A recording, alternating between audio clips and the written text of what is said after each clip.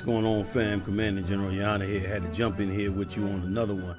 Let me tell you something about this one I jumped in here with you on. This is a particularly evil thing going on here that's gone on for a while, and it's a part of your Black and Latino life. What I'm about to reveal to you today is part of your life, and you never even realized it was part of your life, and it is more proof on why you need prophets of God to see through the madness that has gone on. Now, you know how everybody has heard this before.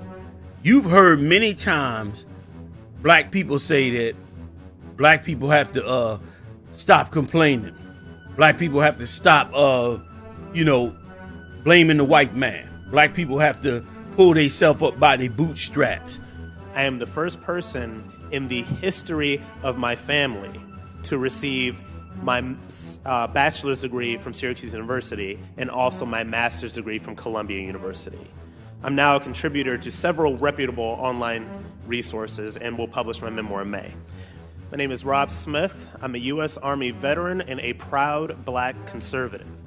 I grew up in the working class community of Akron, Ohio, and was raised by a single mother who was, yes, on government assistance for a small point in time. Like many who grew up in Akron, Ohio, I attended some of the lowest performing and underfunded schools in the neighborhood. I graduated from high school near the top of my class and decided to serve my country as an infantryman in the United States Army, including a deployment to both Kuwait and Iraq. I credit the time that I spent in the Army with building the unshakable belief that I have in myself that I am not a victim, that there is nothing that I cannot achieve, and that I am in the best place I could possibly be in to do this, which is the United States of America. You know what I mean? Other groups do it, Asians do it. Other people come here, can't even speak the language, and they succeed. And this is known. Your preacher says it, your politician says it, business leaders say it. It's said all, your grandmama says it. It's said all the time. Now, when you came up on me, I said the opposite. I said you got to stop blaming black people for everything going wrong with them, that they shouldn't be blamed for anything. Everybody that's seen these shows and watched these shows know that I say that all the time, that you got to stop blaming them. We got to stop blaming ourselves. Well, brothers and sisters, today, I'm going to bring out the proof on that. Some of you going to know about this. This came out a while ago. It came out really about 8 years ago. But just last year, it's gotten a revival because of the high rates of suicide that has gone on in certain communities. And what I'm talking about is the model minority. Boy, I'm sure glad we left the pool party, Trey. Math homework is way more fun. Computer, that's the first thing you've ever said that doesn't add up. You're so studious, Computer. Trey, you could learn a thing or two from his people. They're very wise. Whoa! Time out! Here we go again. TV and movies are rampant with Asian stereotypes, especially the idea that Asian people are some kind of model minority. Smart, successful, polite, obedient, and of course, inherently good at math. Model minority is a term, believe it or not, that was created by the United States government. They created this term to do something super dastardly to black people that you would never imagine was done. What they did was, after World War II, and I'm gonna read some excerpts from one of the writers that wrote about this. During World War II, or let me say this, prior to World War II, Asians was treated like garbage in the United States. Prior to World War II, Asians were considered filthy, disgusting. They talked and treated them like they were garbage. They were called, they had all kind of derogatory terms, which I'll read also. After World War II, that began to change. After World War II, they all of a sudden became favored. You know how today they walk around and say Asians are smart, Asians do good in school, they're great with mathematics, they higher achievers, they're some of the smartest people in the world. What you don't know is that every bit of that is a lie. Listen to me good. all of it is a lie, and all of it is propaganda that the government put out to destroy black people during the 60s and to fight against their enemies, the Russians at the time.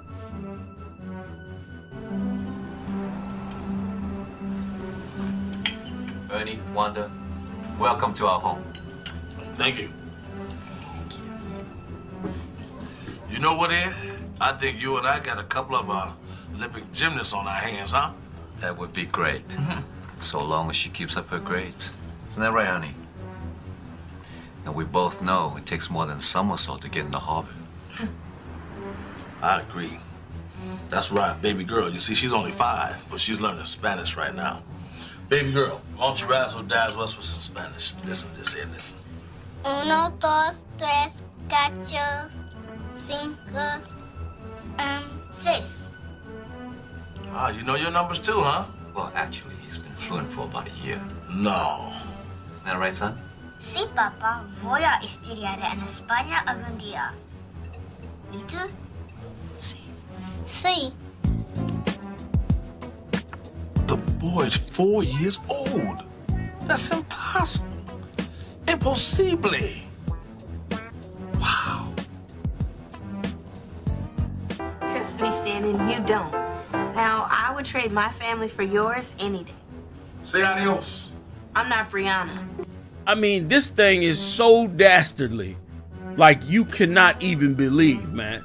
I mean, they actually put together a full-out propaganda brainwashing program to make you look lazy, to make you look worthless, to make you look like you complaining and not doing what you should do, while at the same time making Asians look like they're smart and intelligent, and that they are higher achievers, and that they're good citizens, and that they don't ruffle feathers, and that they're peaceable people, and that they do the right thing all the time. They put that propaganda out, and it worked. It worked, which shows you, before I pause and go to the other part, which shows you that the way black people and Latino people are looked at in this country was by design of the government. They designed it to be that way. It didn't just happen overnight. They designed it that way. And as a result, you are looked at and hated all over this country and blamed for everything that happens to you. But Asians are looked at and taught to be looked at as though they are righteous and humble and hardworking and intelligent and the model citizen, when all of it is propaganda and a lie. Check this out. In the mid-1800s, Americans were so hostile to Chinese people, the country passed laws banning Chinese immigration and denying their freedoms. They were stereotyped as a lazy, opium-addicted, menacing horde dubbed the Yellow Peril. And your old Uncle Sammy didn't stop there. Uncle Sammy! Yeah, Uncle Sammy hasn't been such a cool uncle. Because of anti-Asian racism during World War II, the United States interned Japanese Americans in concentration camps. Hey, it's our Japanese friend Kenji from up the street. Oh, that's not your friend. That's a spy. He wants to kill Americans.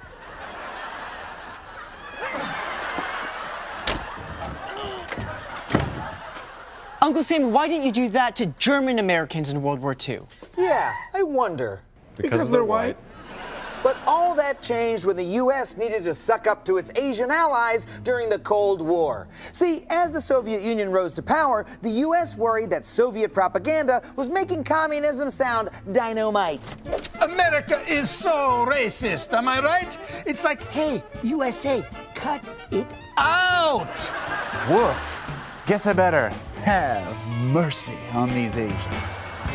So America embarked on a propaganda campaign to tout Asian American success stories. The State Department highlighted Asian American artists, politicians, and even sent an all-Chinese American basketball team on tour overseas.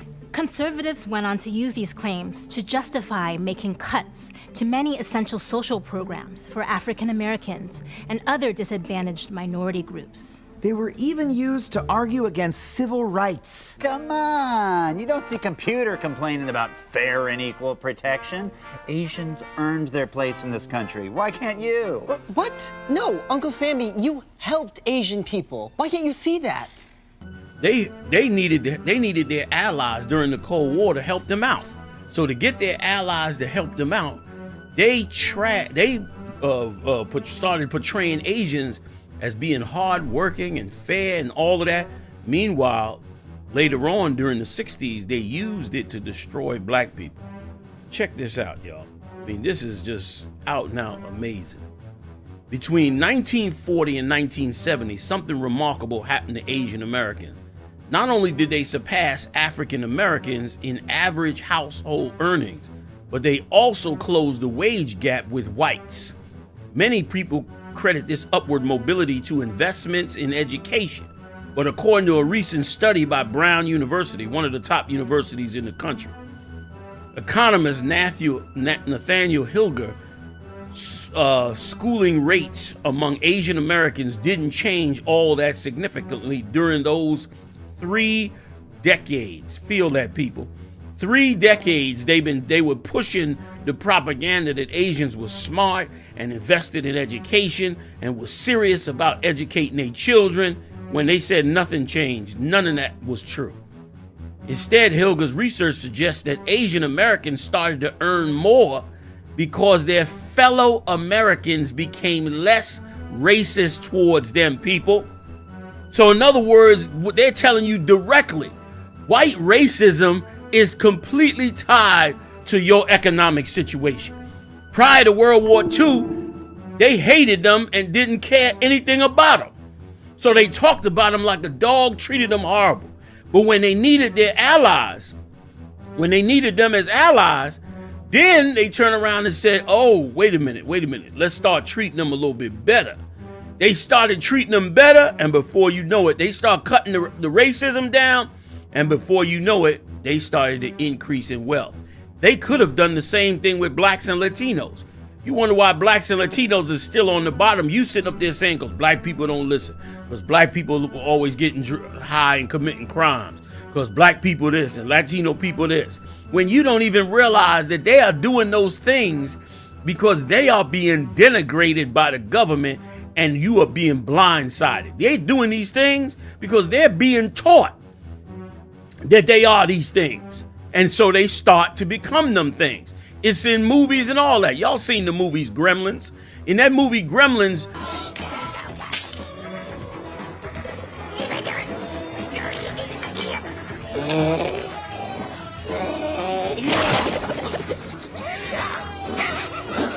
those gremlins were portrayed as black people in the bar, having card games, shootouts with one another.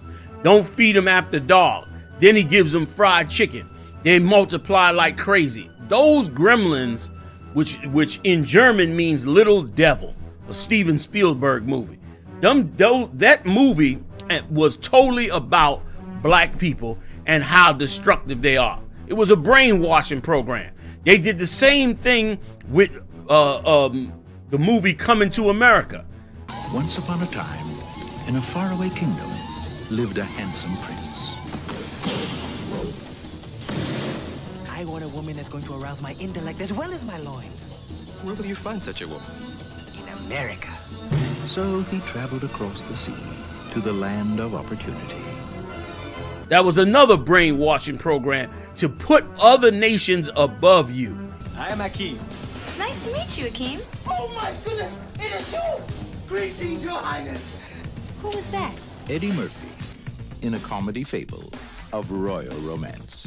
When I look at these contestants for the Miss Black Awareness pageant, I feel good. Apparently these are the best women Queens has to offer. Pick one and let's go home. And it is why all these nations get above you, and then you end up constantly on the bottom, and then you do what they say to do. You blame yourself. You blame other black people. You blame the stereotypes about us. When this is exactly what they did to the Asians before World War II. Before World War II, and I'm going to read it. Let me read a little bit more, matter of fact. Okay? He said nothing changed for decades. America just became less racist. Okay? He said the real secret to Asian American success was not education. It had nothing to do with them going to school and all these, passing SATs. It had nothing to do with that. How did that happen? About the same time that Asian Americans were climbing the socioeconomic ladder, they also experienced a major shift in public image. At the outset of the 20th century, Asian Americans had often been portrayed as threatening, exotic, and degenerate. Now, does that sound familiar to you? That's how black people are portrayed. That's how Latinos are portrayed. That's why Donald Trump ran on the code that Latinos were all rapists. They've been saying for years black people committing all the crimes. They've been pushing this propaganda, and which shows you that propaganda affects people, and propaganda makes people operate in a certain way. And this is what's happened to us in this place, man, which is so sad and so evil and so dark to do something like that to people, man. To take one group of people and to then push propaganda to raise them up, and then take another group of people and push the opposite propaganda to drag them down into the grave. You know, Bernie, I keep telling my kids, it's not enough these days to be in honors classes or do well on the SATs. I think they should do away with the SATs. That's teenager for you, huh? Defend your position. Dad, the SATs are widely considered to be a culturally biased assessment of scholastic aptitude. And studies have shown that they aren't an accurate test of achievement or how a person does in college. But you still planning on getting a perfect 1600, correct? Touché. You must tell me, how in the world do you keep your kids so disciplined? Honestly. Do you whoop them? No. Caning them. I like the work ethics, man. How about some music? Love song. Yeah, some music.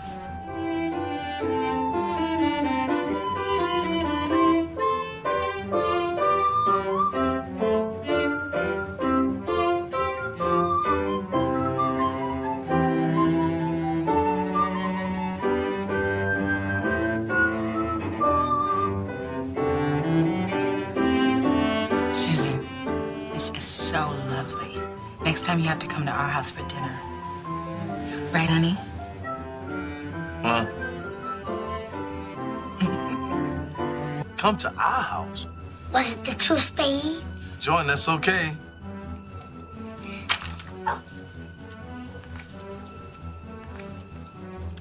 The King of Hearts?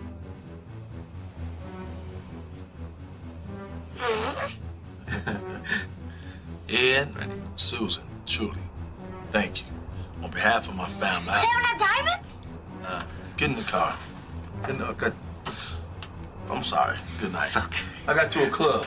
Good night. Good night, Bernie. 10 of diamonds. 10 of diamonds. Jordan's doggone magic trick. You see those kids play those instruments? Honey, our kids are not in a competition. Juan, I gotta prepare our kids for the real world. You saw that 5-year-old boy. He spoke Spanish. Our kid can't even talk English. From now on, hey, I'm doing something. Will you teach us Ebonics? Mm-hmm. Okay. All right.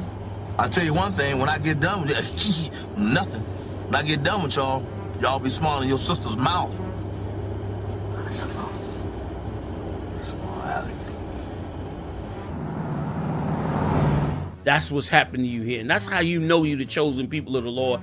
And it's why you know that you need the prophets of the Lord, because you can't, your preacher can't, he don't see through none of this. He don't see through none of this. You go to ask him, man, what's wrong with black people today? Well, you know, why are we going through so much? They'll tell you black people don't do what they're supposed to. They'll tell you every word coming out their mouth. They don't listen to their parents. They walk around with their pants hanging down. This and this. They will tell you every propaganda lie that's ever been put out about black people. You'll hear your preachers say it, your black politicians say it, all of them say it. And meanwhile, all of it came out of the State Department to destroy you, and you don't even know it. Check this out.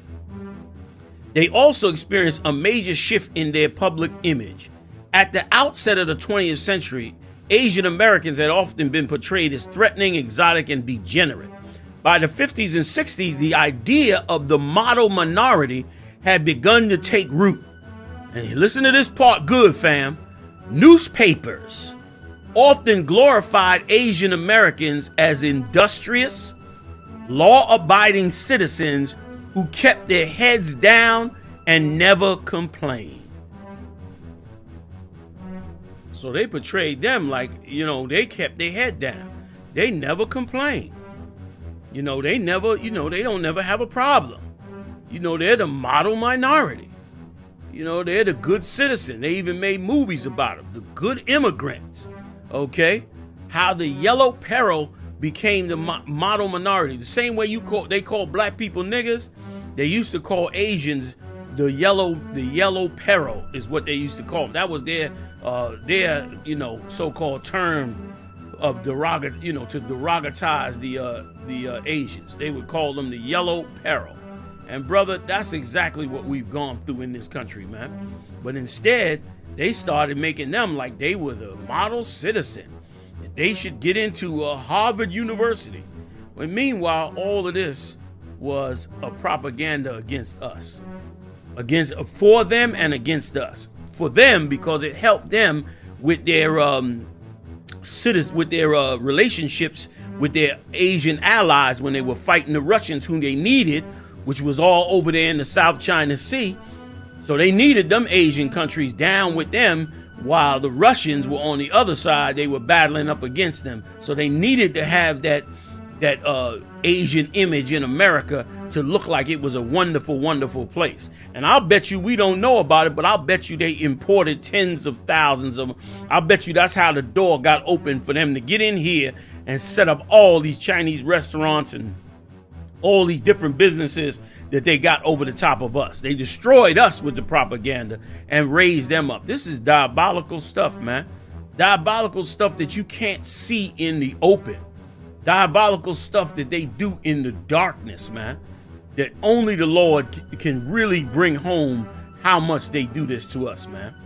Okay? Here's what it says. Asian Americans had often been portrayed as threatening and exotic, right? Newspapers often glorified, later on, they often glorified Asian Americans as industrious, law-abiding citizens who kept their heads down and never complained. See that? They kept their heads down. They never complained. They're the whiz kids of society. When all this was propaganda, man. All of it was propaganda. You hear me? All of it was propaganda to brainwash us. To brainwash them and to brainwash us. Check it out. To combat racism, minorities in the United States have often attempted to portray themselves as upstanding citizens, capable of assimilating into mainstream culture, something that black people tried extremely hard to do. Martin Luther King was one of the main ones who tried to bring us together and to try to, assimilate us with their empire. Asian Americans were no different. Wu writes. Wu is the writer of this is an excerpt of an interview with Wu. Wu being the writer. Writes, some, like the Chinese, sought respectability by promoting stories about their obedient children and their traditional family values. The Japanese pointed to their wartime service as proof of their shared Americanness. We did the same thing. We would point to, the fact that we fought in the wars and Civil War and World War I and World War II. We did what the Asians did, we did also. We all begged the empire to love us and accept us and make us a part of the empire. Okay? African Americans in the 40s made very similar appeals. But in the post-war moment, Wu argues it was only convenient for political leaders to hear the Asian voices. You hear that? After World War II, they started listening to the Asians because it was politically beneficial for them. They needed them Asian countries. They needed all them Asian countries to be their allies and to not join the Russians. So it was convenient for them. It was better for them to listen to them Asian voices, which means what? They did not listen to the black and Latino voices. They did not listen to us. Okay? They could care less about our voices. Okay? The model minority narrative may have started with Asian Americans, but it was quickly co-opted by white politicians who saw it as a tool to win allies in the Cold War, like we bring it out. Discrimination was not a good look on the international stage. Embracing Asian Americans provided a powerful means for the United States to proclaim itself a racial democracy, meaning they want to portray themselves like we open to all races, we love all people, when it was only for their own political propaganda, man. Okay, and we're gonna get up to how it was used against us. It was so used against us. Okay. Embracing Asian Americans provided a powerful means for the United States to proclaim itself a racial democracy and thereby credentialed to assume the leadership of the free world. Wu writes, stories about Asian American success were turned into propaganda. It was turned into propaganda. By the 60s, anxieties about civil rights movements caused white Americans to further invest in the positive portrayals of Asian Americans. Now check that out.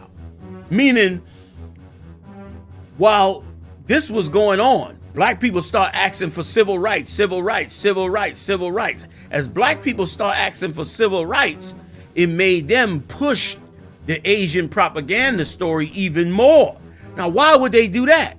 Why, when black people is fighting for civil rights, they working against black people, claiming to love black people, and Kennedy rolling with Martin Luther King and trying to promote Martin Luther King and bring in the whole civil rights movement. Meanwhile, the State Department on the other side and the rest of the Edomites were investing in pushing the Asian story. Why would they do that? How did the two match together? I'm sure you've picked that up by now. The image of the hardworking Asian became an extremely convenient way to deny the demands of African Americans. Ain't that something, Mark? That's diabolical. Conservatives went on to use these claims to justify making cuts to many essential social programs for African Americans and other disadvantaged minority groups. They were even used to argue against civil rights. Come on, you don't see Computer complaining about fair and equal protection. Asians earned their place in this country. Why can't you? What? No, Uncle Sammy, you helped Asian people. Why can't you see that? Meaning they see you asking for civil rights. They see you trying to work to get your rights in America. And so what did they do? They pumped up the Asian story as a means to deny you that right. And let me tell you something. If you got any sense, you should know that right now in 2020, this propaganda is higher than it's ever been before. Black people are portrayed as criminals and evil and drug addicts and whores all over this country, and portrayed like they always want a handout. Mitt Romney even said it when he was running for president. He said some people are always looking for a handout. It's always the story when Republicans run. They always run off of, we're going to cut out this welfare fraud, like black people are stealing everything. You know what I mean? And we got to cut the budget, all this spending. That's why they say we against all this spending, that the Democrats want a welfare state. That's all propaganda that comes out of the State Department to make you to denigrate blacks and Latinos and natives in this country. And it's diabolical. It's amazing and diabolical. Here's what it says. The image of the hardworking Asian became extremely convenient way to deny the demands of African Americans. As Wu describes in her book, both liberal and conservative politicians pumped up the image of Asian Americans as a way to shift the blame for black poverty. Damn. If Asians could find success within the system, politicians asked, why couldn't African Americans do it? If the Asians could do it, why can't black people do it? Meanwhile, the Asians hadn't even been doing it. They said for 3 decades, nothing changed. But they just made the image look like they were hardworking, humble, quiet, that they were great in math, that they were successful, when none of it was true. all of it was just BS to gas you up into thinking that they were doing great and that they were intelligent and they found success in the system. And black people got to stop complaining. The black people got to stop. They got to pull themselves up by their bootstraps, and then they'll be added as part as well, when all of it is a lie. All of it is a lie. The truth is, it was used against you to make you hate yourself and to make you believe that your problems was your fault. And black women in these churches say it all the time. Black men are dogs. Black men don't take care of their children. Black men, I bet you when the statistics really come out, I bet you black men been busting their ass trying to be the model father, trying to be the model husband. And meanwhile, this place has wrecked their lives with propaganda, man. You've been moved on, man, in dark, dark ways. And that's why you got to come back to the Most High, man. You got to come back to the Lord. You got to find your way back to your records in that Bible and put back on the whole armor of the Most High. Because the things they doing to you in the dark, man, that's why the scriptures say we walk not by sight, but by every word that proceeded out of the mouth of the Most High. Because if you went by sight, the propaganda would brainwash you. You would hate your own people also. And many of our people do hate our own people because the propaganda has worked so well, man. And that's why I tell you, you got poor leadership in the black and Latino community. No, strike that. You got horrible leadership in the black and Latino community.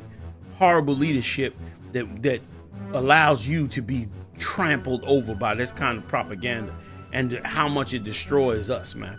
And here's the thing. There are tons of movies, books, and videos out concerning the effect of this on Asians. Like, it's tons of records on how this affected them and how much pressure was put on them and how much they done went through over this. But very little is even exposed to the black community about how this was directed against them, how this was used to degrade them. This whole attitude, once again, this is real witchcraft. The whole attitude of black people if other nations could do it, why black people could do it? And then black people came up with the solution themselves. They said we do it because we don't stick together. We do stick together.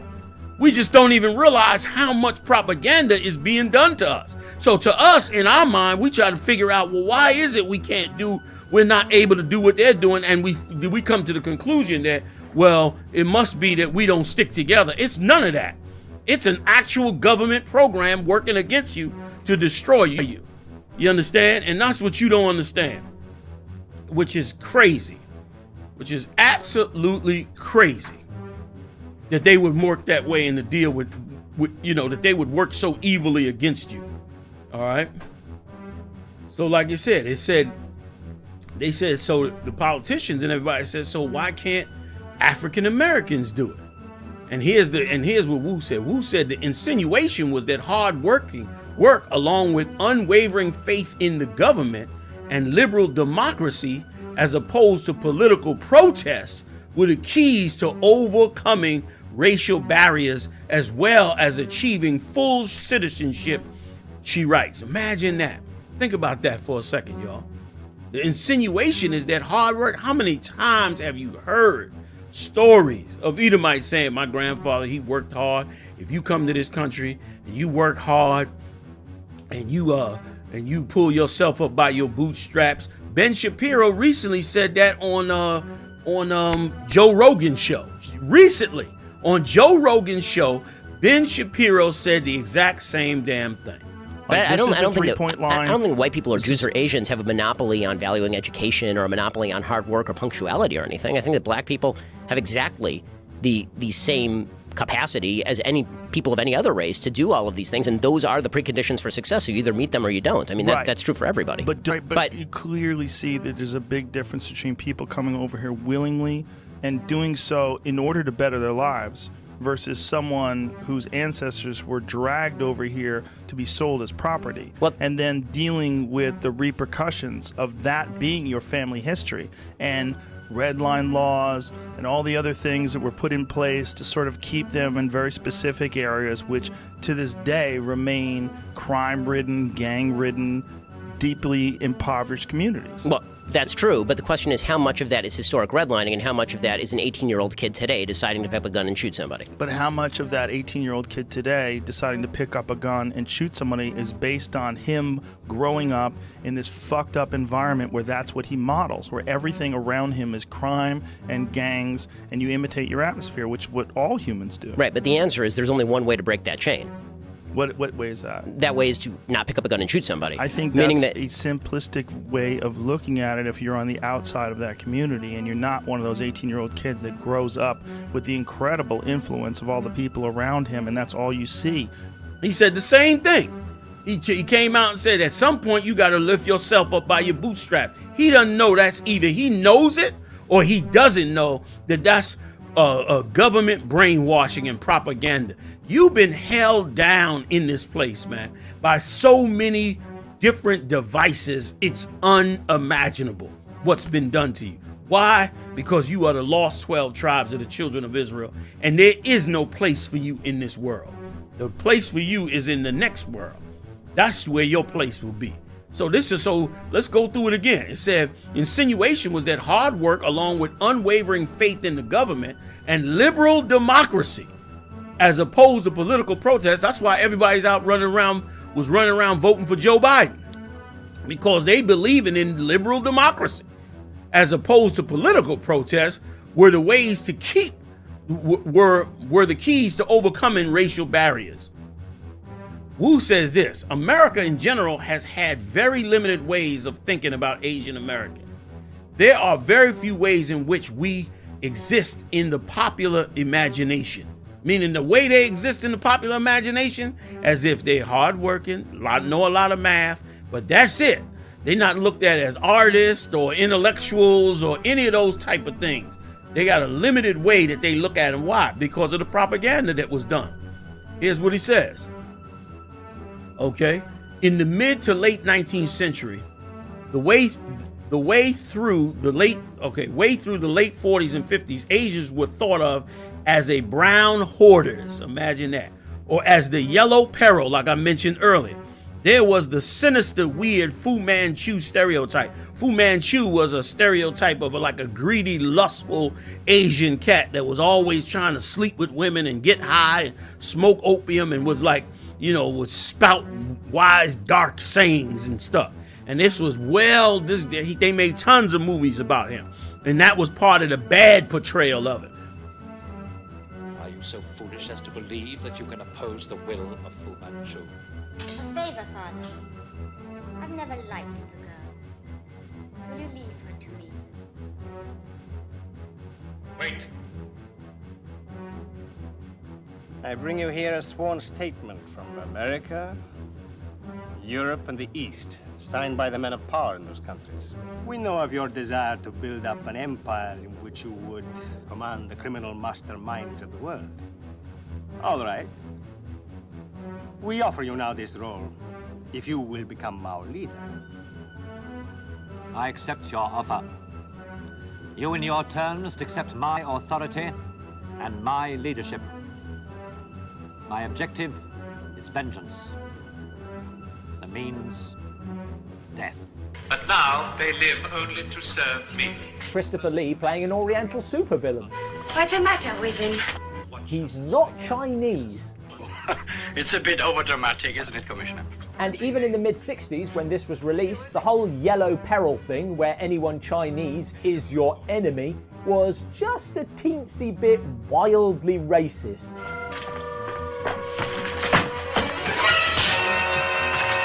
All of that went away when they decided to flip it and make it the other way, which shows you they can take one segment. They so good with their witchcraft that they could take one segment of society and raise it up to the sky, take another segment and bring it down. That's how powerful the apparatus is.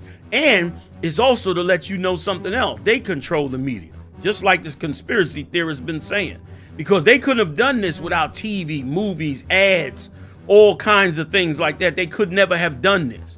And that's why they were able to do it, because they were able to, just like it said in the article, all of a sudden newspapers, all of a sudden, all in the newspapers, you had articles, Time magazine, about how Asians were whiz kids. Prior to that, you would have never saw that. You understand? They're the model minority in society. They're great. They're everything. They're good immigrants, man. How they went from being the yellow peril to the model minority. Look how wonderful they are. They're intelligent and great. This was done by propaganda, man.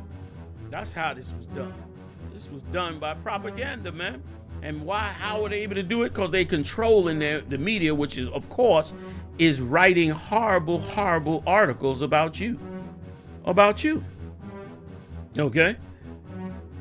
Yet by the mid-60s, Asian Americans had undergone this really arresting racial makeover. Political leaders, journalists, social scientists, all these people in the public eye seem to suddenly be praising Asian Americans out of nowhere as so-called model minorities. Just out of nowhere, they just became beloved out of nowhere. Check it out. See, as the Soviet Union rose to power, the U.S. worried that Soviet propaganda was making communism sound dynamite. America is so racist, am I right? It's like, hey, USA, cut it out. Woof. Guess I better have mercy on these Asians. So America embarked on a propaganda campaign to tout Asian American success stories. The State Department highlighted Asian American artists, politicians, and even sent an all-Chinese American basketball team on tour overseas. Forget all that nastiness earlier. America loves our Asian sports heroes. And in 1965, Congress approved a landmark immigration law that ditched racist restrictions, but it gave preference to immigrants who had training, talent, or skill sets that would benefit the U.S. economy. Sammy and the Rippers are changing their tune. Borders now open for smart, successful Asian immigrants. Wow, now that I've let all these educated, successful Asians into America, I've got to say, Asian Americans sure are successful and educated. So America went from a country that despised Asians to one that held them up as a shining example of assimilation. And this self-fulfilling prophecy resulted in the model minority myth. And the most sinister part of this myth is it was used to put other minorities down. And it's still holding people back today. Oh, it's our very special Still guest going star, on Professor today, of History y'all. at Indiana University, Ellen Wu. Why did I need to use the ladder, Adam? Aren't we on the ground floor? It's a sitcom thing. In the 1960s, government officials looked at socioeconomic data from African American communities and contrasted it to the so-called family values and stability of Asian Americans. Now, this fueled racist played us claims against that them. Black people had no one to blame but themselves if they experienced poverty and other social disadvantages. Tell me you ain't Conservatives heard went on this. to use these claims to justify making cuts to many essential social programs for African Americans and other disadvantaged minority groups. They were even used to argue against civil rights. Come on, you don't see Yeah, they were they even used it to say we shouldn't get no civil rights because we ain't no good. The Asians are doing great and doing the right thing, but blacks are not. These people have done deep, diabolical, evil things to us, man. Computer complaining about fair and equal protection. Asians earned their place in this country. Why can't you? What? No, Uncle Sammy, you helped Asian people. Why can't you see that? And the model minority myth hurts Asian people too. If an Asian American student is struggling in school, many teachers assume that they don't really need extra help. My face, they see an Indian and they see, oh, she'd be a great doctor. And because of that stereotype, I've been expected to live up to that. And because of that model minority myth, I'm still continuing to become a doctor. It's not to say that I won't be happy being a doctor, but it's that I think I would be much more happy if I just followed something from the heart. Many of my teachers haven't been Asian American, so it's hard for them to relate on the same basis that, I face these difficulties at home, trying to cope with my parents wanting me to become a doctor, whereas I want to follow art and English. They realize that, but they haven't gone through it. The model minority myth applies to a lot more than just what I saw. I didn't necessarily get hurt by the myth, but then it kind of hurt me in a way that it really distorted my image of myself. I might have been funneled into the profession because my dad is a dentist. But I sometimes wonder, is this really what I want to do? I mean, am I really happy? Because, I would have loved to do art. I would have loved to be in art school, and I would have loved to done theater more, and I wish I had the chance to kind of break out of just classical music and just start doing, more music that I wanted to do. But that was so far from what my parents were used to. I just felt like I'd be kind of disrespecting my parents almost and kind of embarrassing them if I tried to do all these talent shows or something like that. And so I always do wonder, what would have happened if I kind of didn't go the stereotypical model minority route by becoming a dentist. And I really do wonder what kind of person I would have been. In grammar school, high school, I was the model minority myth. Not only did I get straight A's, I was in math team, Latin club. I even did martial arts and and weight training. So I was an all-arounder. I played the piano, I played the viola, and I didn't realize how intense my life was involved around this, being a model. And I also have a little sister, so I had to be a role model to her, and she looks up to me for those things. In college, that sort of all reversed itself, and I felt like I was doing these things, but I have no interest in them. I started questioning myself, is that what I want? Is money, is success, materially, is material comfort what I want in life? And So it drove them into a position that they were unable to sustain. They started committing suicide. They all depressed, suffering from depression, because they all living a life that Esau pushed them into for them to come up in society. Meanwhile, they couldn't achieve it. They did nothing but the same thing that everybody else did. They became the same amount of doctors, same amount of everything. And meanwhile, you were looked at like you was just a failure. It's propaganda, man, degrading you, pushing you down. It is so massively evil and so deep in the dark. Yet it goes on every day in this society.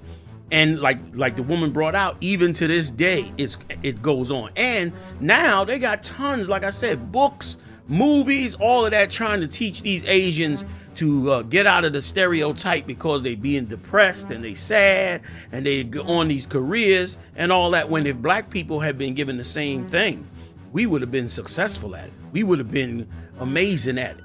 You understand? They didn't have to be this way. They just hated us for no reason and decided to love them because they were the ones who were going to help them with their Russian allies. Not that we needed Esau's love, but the point being that this happened to us.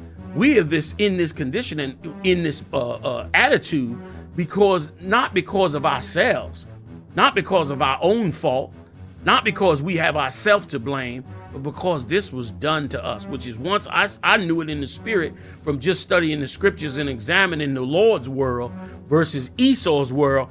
I realized we got to stop blaming us, because even though this had not come out to me yet, I still could tell that this was going on somewhere in the dark. This kind of propaganda has been going on against us for years and years and years. And now I see why. Here it is, exposed. Let's read it real quick. Two quick ones in the scripture. This is Psalms 74 and 19. 19, 20, and 21. Here's what he said. Okay. David said this. Oh, deliver not the soul of thy turtle dove, talking about David and his people, unto the multitude of the wicked. Forget not the congregation of thy poor forever. David said, don't never, David was heavy. He said, don't never let us, please, Lord, don't never let us fall in the hands of these other nations. That's what's happened to us in this empire. We've fallen into the hands of these other nations, and David understood how diabolical they could be when they wanted something. They wanted to get them Russians down, no problem. Destroy black people's image, raise Asians' images up, and who cares what the hell happens to them? Cut them off from their programs and all that. Meanwhile, they spend, and they ain't say everything they spent to help these Asians. I guarantee you, they help them get these businesses up and all that, man.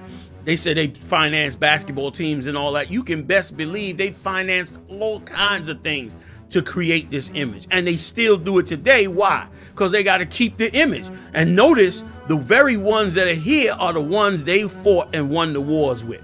The Koreans, the Vietnamese, Chinese, Japanese, all of them. That's the ones that's here. Okay? Many other Asians not here. Why ain't as many Indonesians here? It ain't that many because they ain't at war with them. Or they don't have to appease them. They already probably on the other side. So they don't care about them. But the ones that they need as allies, they continue to step and crush and destroy us, which is why we keep ending up underneath all of them. You need to come back to the Lord. You trusting in madness. And this is Democrat and Republican presidents. You think because if Joe Biden is now going to solve your problems, man, fix your life, fix black people's lives when this is the type of things they're doing in the dark against us. Here's what David said. Have respect unto the covenant. He's asking the Lord to respect that covenant, man. To not break that covenant. That's what we need to be doing. We need to be trying our best to respect that covenant and holding the Lord to that covenant. Because without that covenant, we would be destroyed under these nations, man. They do so many dark, evil things against us. We'd be wiped out underneath them, man. Okay, here's what the Lord said. For the dark places of the earth are full of the habitation of cruelty, man. These are the dark places of the earth we talking about here. Dark, deep, dark, slick ass secrets, man. Slick ass shit they doing, man. Okay? That are full of habitations of cruelty. 21st verse. Psalm 74:21. Oh, let not the oppressed return to shame. Don't let us return to shame, man. We done went through this oppression for our punishment. Let us return victoriously, man. Okay? Let the poor and needy praise thy name. And how will the poor and needy praise the Lord's name? The poor and the needy will praise the Lord's name when he destroy all the empires of the world. Like he said, he gonna send Christ back. Christ's gonna take down all these empires. They're gonna be taken down. Why? So that the Lord could be elevated and glorified like he ought to be, man. Because otherwise, he would not get the glory he deserved. Here's what he said. For we wrestle, this is Ephesians 6:12. Y'all know this. For we wrestle not against flesh and blood, but against principalities, against powers, against the rulers of darkness of this world, against spiritual wickedness in high places, man.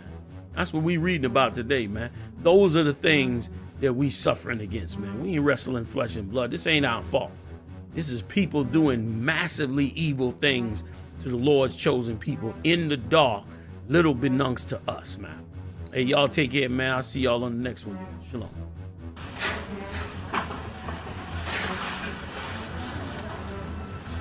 Hey. Hey. So I guess you don't have to worry about being late for gymnastics practice. No kidding. Is your dad still mad at you? He's not speaking to me, Vanessa. But did you at least try to tell Vanessa, he's not even speaking to me. It's like he hates me. Told my mom he should send me off to boarding school. So, now do you want to switch families? I want you to stay strong in the spirit of the Lord. Hey, listen, if you like this tape, hit the like button and share it, man. Hit the share button. Everybody share it to their own personal Facebook accounts. Share this video, man, to wake up brothers and sisters all over this earth. Hit the like button. Check me out Monday night. I'm live every Monday night. I bring the heavy hitters in. We do it up live right on this same channel. I'll see you then, Israel.